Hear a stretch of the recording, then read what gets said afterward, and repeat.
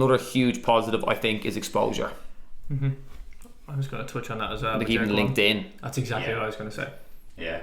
For like, it's basically LinkedIn has been for years known as this an app purely just for business, like businesses interacting, connections. Now it is great for, that's literally what it is connections. It's like making friends now, but it's turned into like the modern Facebook. It's turned into the modern Facebook, which is fine, because the beauty about that is it still has kind of the business fundamentals, still has the same values in terms of as an app, like as a company, where you can interact and get to know people. Obviously we use it, I should be using it more. I'm not too active on it. Used to, probably a little more active. A bit more active. Yeah. But one thing, and shout out to Ollie, he uses it very, very well.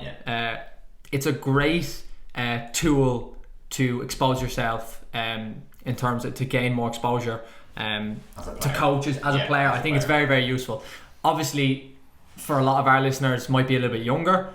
It was probably difficult to comprehend now, because you're going to be putting out things that to the world you might be too young to like take the backlash of it. That's absolutely fine. Manage and control. Absolutely, yeah. When you're mentally ready to do it, and I think with that, like you look at Ollie, knows exactly what he wants, trains extremely well, knows the network, knows actually football is actually a business as well, and there's so many different factors to it, and he uses good connections to get to the highest level that he wants to get to. But LinkedIn can be used really, really well as a social media to gain links, gain a decent bit of exposure, learn as well, learn from the business side of things, get to know people. And then also with that, if you follow and interact with people on social media, on Instagram, you wouldn't see many business footballers, if you know what I mean, as in not as the business side of football.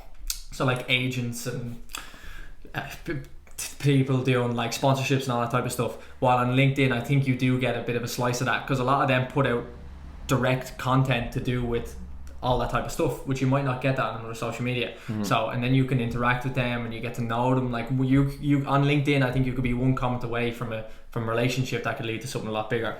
So learning LinkedIn is quite important, I think, as you get a little bit older. And obviously if that's not something you want to do, it's not something you want to do. But I think those who really, really want to dig in and use it in a positive way, it can be used massively to help, especially with links and connections and stuff. I think it's hugely beneficial. And it like anything, you just need to go on and learn it. People are like, I don't know what to do. Go and learn it. Just sit on the app for an hour a day and interact with it. My next